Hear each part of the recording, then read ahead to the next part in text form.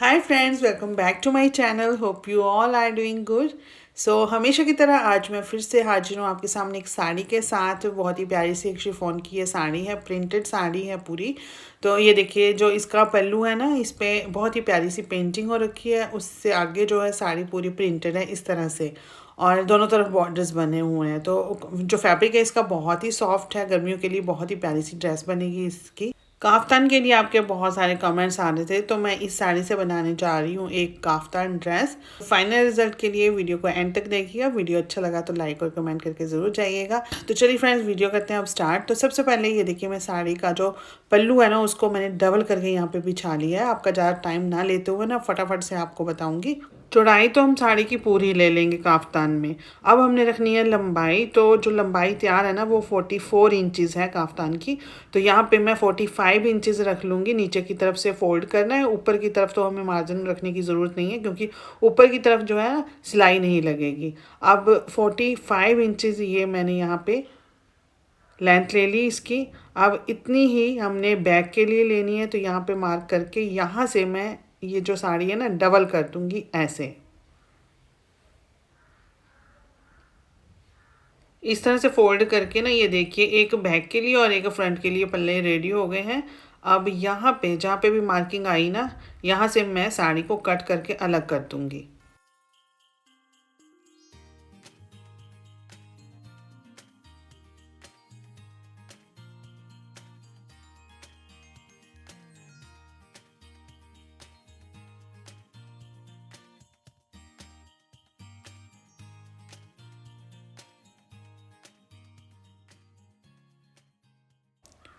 लंबाई तो हमने दोनों पल्लों की रख ली है 45 इंचज़। 45 एक के लिए, 45 दूसरे के लिए।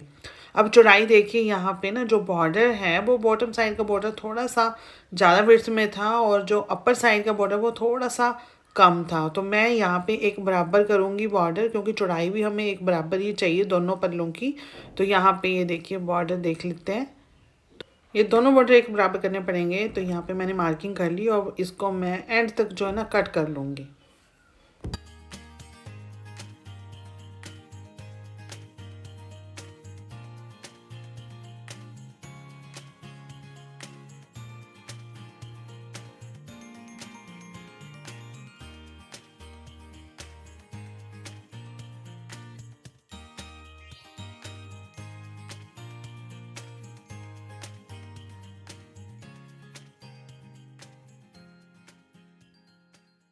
अब इस फैब्रिक को 4 तह में इस तरह से बिछा लेंगे। ये देखिए, इसमें से बल्ब वगैरह जो भी है ना, वो अच्छे से निकाल के अच्छे से इसको मैंने बिछा लिया है। अब इसकी करनी है ड्राफ्टिंग। तो उसके लिए यहाँ पे ये देखिए, एक तो ना जो ऊपर वाला पोर्शन है ना, प्रिंट वाला पोर्शन है, ये मैंने रखा है यहाँ पे 15 इंचज़। तो योक पार्ट जो है ना मेरा, उसकी लेंथ हमेशा 15 इंचज़ होती है। तो मैंने इतना ये प्रिंट ऊपर की तरफ को रखा है, और नीचे की तरफ जो पल्लू रखा है ना, वो हमने थोड़ा सा देखभाल के रखना है कि ऐसे नहीं कि कोई सिमेट्री ना बने। इसलिए पल्लू है ना आपका कम ज़्यादा है, तो फिर आप अपने काफ्तान की लेंथ कम ज़्यादा कर सकते हो। तो मैंने वैसे जो मेरी प्रॉपर लेंथ है ना, वो 45 इंचज़ होती है, लेकिन योक पार्ट को यहाँ पे सेट करने के लिए मैंने जो लेंथ है ना इसकी थोड़ी सी कम की, मतलब 1 इंच मैंने कम कर ली। अब रखना है आर्म होल। तो काफ्तान में ना शोल्डर्स नहीं रखे जाते हैं, तो जो आर्म होल है वो हम 9 इंचज़ रखेंगे। क्योंकि जो हम आर्म होल रखते हैं ना, वैसे तो वो राउंड शेप में आ जाता है, तो काफ़ी बढ़ जाता है वो। लेकिन ये आएगा बिल्कुल स्ट्रेट। तो ये हमने अगर 7 इंचज़ आर्म होल रखते हैं ना हम, तो यहाँ पे 9 इंचज़ रखने हैं, 2 इंच ज़्यादा रखने हैं। तो मेरे वैसे जो आर्म होल है वो मैं 7 इंचज़ रखती हूँ, यहाँ मैंने 9 इंचज़ पे मार्क कर लिया है। अब नीचे की तरफ जो है ना वेस्ट लाइन, वो हमारी सेम ही होगी 14.5 इंचज़ पे, और हिप जो एरिया है वो आएगा हमारा 21.5 इंचज़ पे। तो ये सारी मैंने मार्किंग कर ली, और यहाँ पे एक एक स्ट्रेट लाइन लगा लेंगे इस तरह से।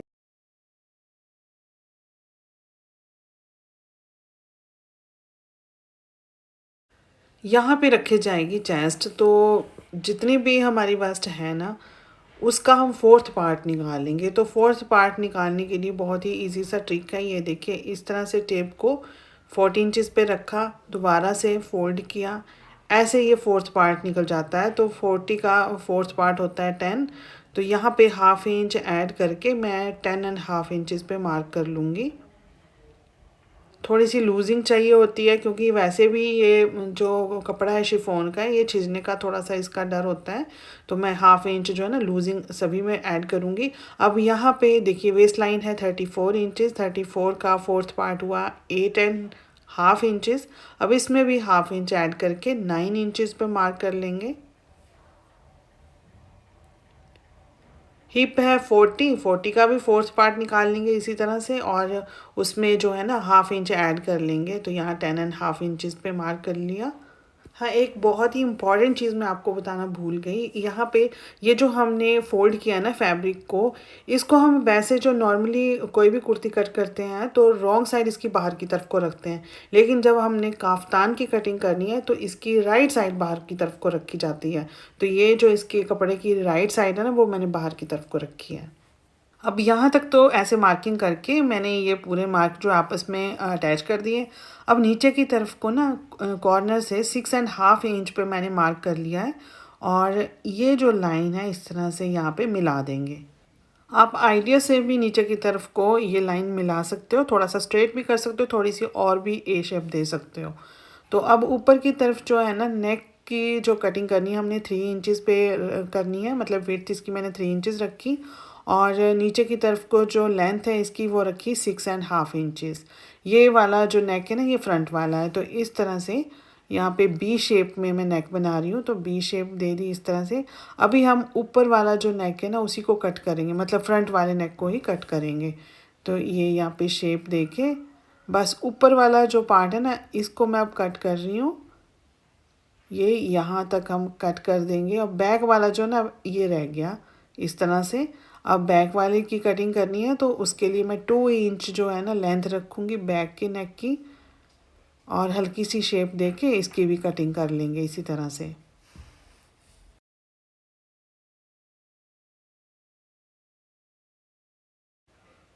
ये दोनों पल्ले तैयार हो गए हैं। ये देखिए ये बैक वाला है, और ये जो है ऊपर वाला ये फ्रंट वाला है। तो अब यहाँ पे ना मैंने बहुत अच्छे से पिनअप किया हुआ था। इस तरह का अगर फैब्रिक आप कट कर रहे हो ना तो उसको पिनअप ज़रूर कर लें। अब ये नेक जो है ना नेक लाइन हमने रेडी करनी है, तो उसके लिए मैंने कॉटन का फैब्रिक लिया है। ये पुराना मेरे पास पड़ा हुआ था। मेरे पास कोई भी कट पीस बचता है ना तो मैं उसको संभाल के रख लेती हूँ, इस तरह से फिर वो काम आ जाते हैं। इस पीस में मैंने लगा लिया पेस्टिंग पेपर, इससे थोड़ा सा स्टिफनेस आ जाएगी कपड़े में। काफ्तान का जो राइट साइड है वो मैंने नीचे की तरफ को रखा है। बस इस तरह से हम इसको अच्छे से यहाँ पे अटैच कर लेंगे, पिनअप कर लेंगे अच्छे से। उसके बाद फिर यहाँ पे सिलाई लगा लेंगे।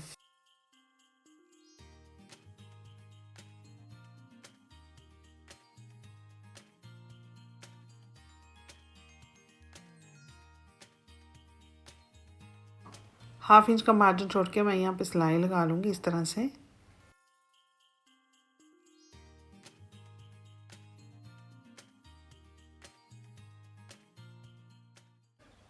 स्टिचिंग करने के बाद अब ये जो बीच वाला कपड़ा है ना इसको हम निकाल देंगे इस तरह से कट करके।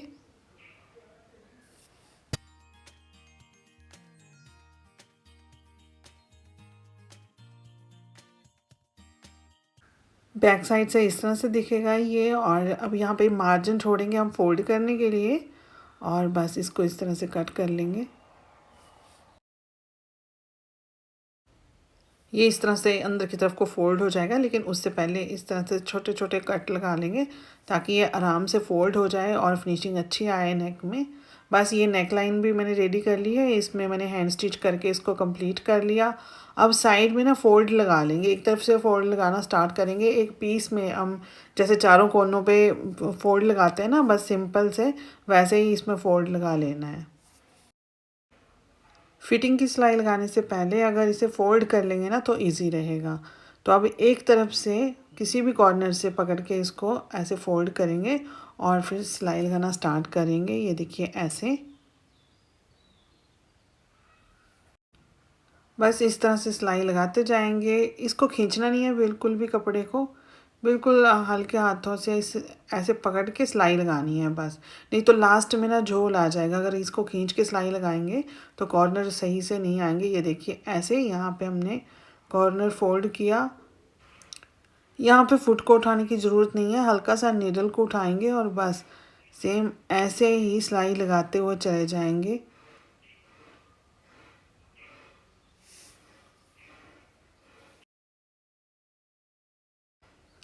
फोल्ड भी मैंने लगा लिया है। अब ये देखिए, ये जो नेक है ना, यहाँ पे मैं बॉर्डर अटैच कर रही हूँ, थोड़ा खाली खाली सा लग रहा है, तो ये मैंने बॉर्डर फोल्ड कर लिया, बस बॉर्डर बॉर्डर जो है सामने दिखाई दे रहा है। अब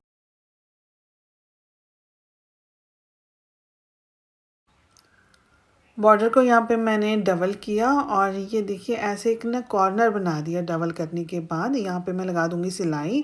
जब इसको ओपन करेंगे ना, बहुत ही अच्छी सी बी शेप आ जाएगी इस तरह से। बस इसको उठा के फिर हमने नेक के ऊपर पेस्ट कर देना है। ये देखिए ऐसे करके ना, ऐसे रखा और बस ग्लू गन के साथ में इसको पेस्ट कर लूँगी, या फिर पिन अप कर लें आप और उसके बाद सिलाई लगा लें। अगर आप बिगिनर्स हैं ना तो फिर पहले पेस्ट कर लें, नहीं तो फिनिशिंग से सिलाई लगेगी नहीं उतनी। ये मैंने देखिए बी शेप दे दी इसको, जो मैंने मार्किंग की थी ना उसके ऊपर मैंने सिलाई लगा ली। अब ऐसे इसको ओपन किया तो ये देखिए कितने अच्छे से यहाँ पे बी शेप आ गई। इसको अच्छे से आयरन करके मैं अब नेक के ऊपर अटैच करूँगी। तो ये देखिए बस बी वाला जो शेप था ना, वो हमने नीचे की तरफ को रखना है। ये मैंने ग्लू गन लेके यहाँ पे इसको पेस्ट कर दिया अच्छे से। सिलाई करना इजी हो जाता है इस तरह से। अब ये देखिए मैंने इसको अच्छे से यहाँ पे पेस्ट कर दिया, अब आराम से सिलाई लग जाएगी। अगर आप बिगिनर्स हैं तो ये काम ज़रूर कर लें।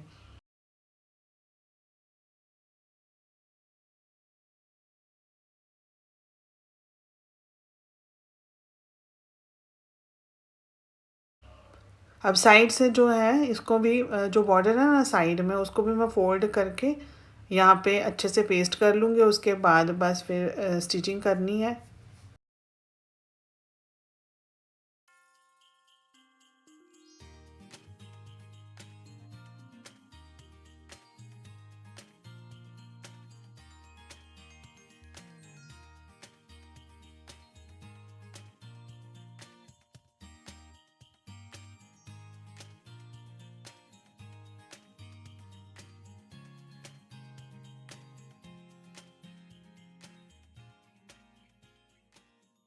बॉर्डर लगाने के बाद यहाँ पे मैंने एक डोरी लगा दी है और साथ में टैसल्स लगा दिए। तो इस तरह से यहाँ पे नोट लगा के बहुत ही प्यारा सा नेक बन गया। वो थोड़ा खाली खाली लग रहा था, ऐसे वैसे भी ना रेडीमेड लुक दे रहा है ये डोरी लगा के। अब साइड की जो फिटिंग की सिलाई है वो भी हम लगा लेंगे। सामने से ये सिलाई लगानी होती है, राइट साइड में ही मतलब ये सिलाइयाँ लगती हैं। साइड की सिलाइयाँ जो है ना वो मैंने हिप तक ही लगाई हैं, नीचे की तरफ ओपन रखा है, मतलब स्लीट्स रखी हैं इसकी। अब अगर आपको लग रहा है ना कि फिटिंग बहुत अच्छी नहीं आई है, तो क्या करें, ऊपर से ना नीचे तक की तरफ को 14 इंचज़ पे मार्क कर लें, मतलब जहाँ पे हमारी कमर आती है। यहाँ पे 4 इंच का इलास्टिक लेके इस तरह से ना यहाँ पे स्टिच कर लें सेंटर में रख के। तो यहाँ पीछे की तरफ को जो है ना, यहाँ प्लीट्स चल जाएंगी अपने आप भी जब इलास्टिक इकट्ठा होगा तो बहुत ही अच्छी फिटिंग आ जाती है। आप फ्रंट में भी यही काम कर सकते हो और बैक में भी। तो मैं यहाँ बैक वाली साइड में इलास्टिक लगा रही हूँ और हल्की सी फिटिंग आ जाएगी। बहुत ज़्यादा फिटेड मुझे काफ्तानी ये चाहिए नहीं। तो मैंने इसको उल्टा किया है, अंदर की तरफ को हमने ये इलास्टिक इस तरह से रखना है जहाँ पे मार्किंग की है।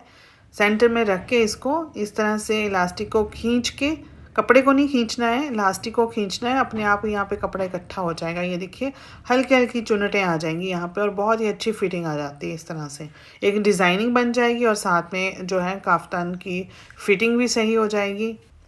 तो ये काफ्तान तो हमारा कंप्लीट हो गया। इसको मैं आपको पहन के दिखाऊंगी, लेकिन उससे पहले यहाँ पे बना रही हूँ मैं बहुत ही जल्दी बनने वाला प्लाज़ो। मतलब आप 5 मिनट में ये प्लाज़ो बना सकते हो।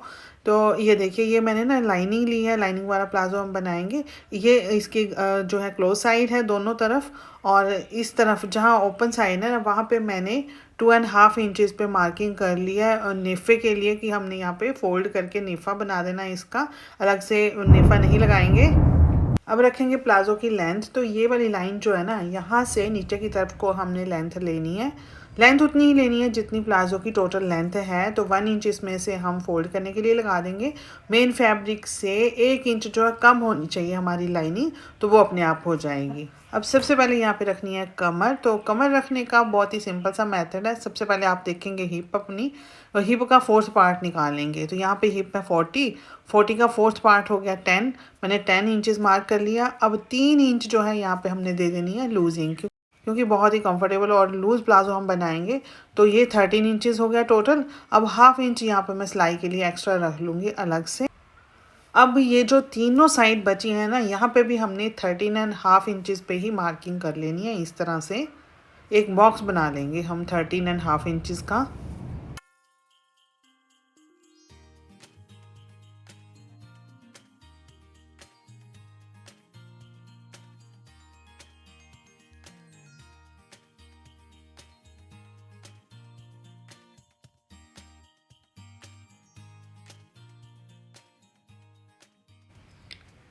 यहाँ पे इस पॉइंट से क्रॉच रखने के लिए 2.5 इंचेस पे मार्क कर लेंगे। आपको थोड़ा सा ज़्यादा लूज़ प्लाजो करना है तो आप 3 इंच भी कर सकते हो।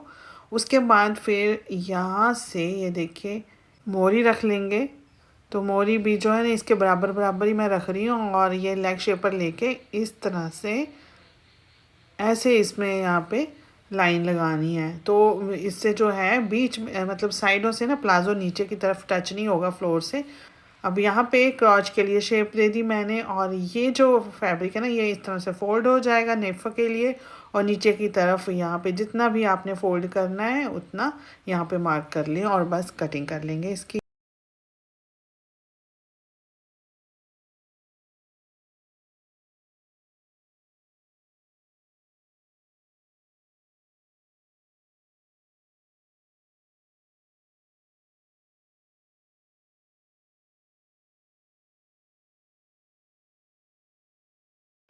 साड़ी से जो कपड़ा बच गया था उसको भी मैंने इसी तरह से फोल्ड करके रखा, और उसके ऊपर रखनी है लाइनिंग, और इसकी भी कटिंग कर लेनी है। तो ये जो लाइनिंग है ना इससे 1 इंच बढ़ा के मैंने ये मेन फैब्रिक रखा है।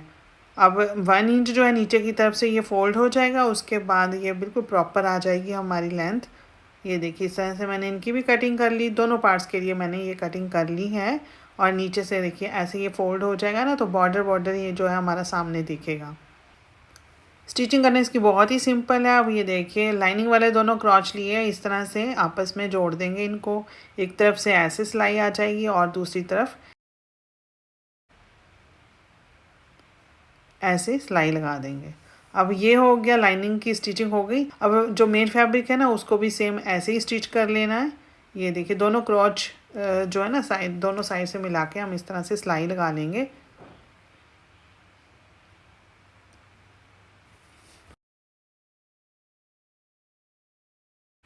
इन फैब्रिक की रॉन्ग साइड बाहर की तरफ को रखनी है। तो ये मैंने सिलाई लगा ली है इसमें भी।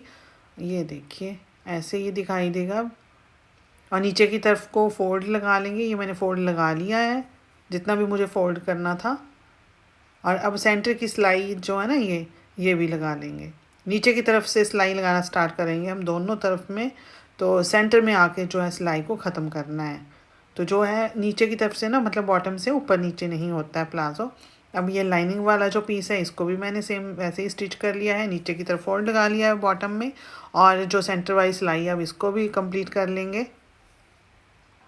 ये मेन प्लाज़ो रेडी हो गया, और साथ में ये है लाइनिंग वाला प्लाज़ो। अब ये देखिए एक लेग जो है इस तरह से इंसर्ट कर देनी है इसके अंदर, और दूसरी लेग में।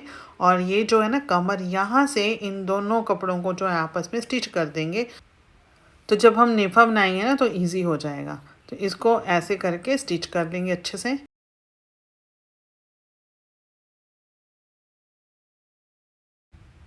ये मैंने स्टिच कर लिया दोनों कपड़े आपस में। अब हमने यहाँ पे बनाना है नेफा। तो 2.5 इंच का जो मार्जिन रखा था ना हमने, वो हमने यहाँ पे कवर कर लेना है। हाफ इंच अंदर की तरफ को चला जाएगा, 2 इंच का नेफा बन जाएगा। और 1.5 इंच का जो है ना इलास्टिक चौड़ाई में है, तो वो इसमें बड़े आराम से इंसर्ट हो जाएगा। अब ये देखिए यहाँ पे ना मैंने पिनअप कर लिया, नेफा बना के ना ऐसे पिनअप कर लिया। अब सिलाई लगाना ईजी हो जाएगा।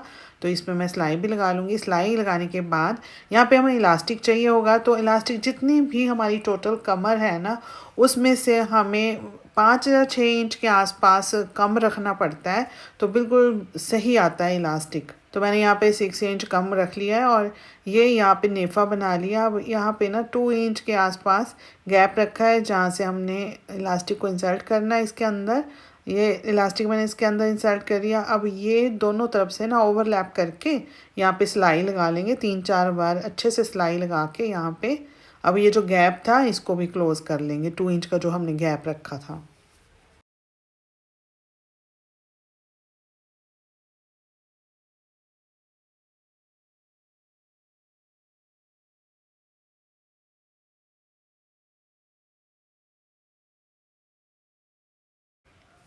ये जो चुन्नटें आई हैं ना, इनको एक बराबर करके आप चाहें तो इसके ऊपर एक सिलाई सेंटर में और लगा लें तो ये फिक्स हो जाएंगी चुन्नट सारी। लेकिन मैं इसके ऊपर सिलाई नहीं लगाऊंगी। अब ये हमारा पूरा जो है ना ड्रेस कंप्लीट हो गया है। तो ये देखिए इस तरह की लुक आई है इसकी।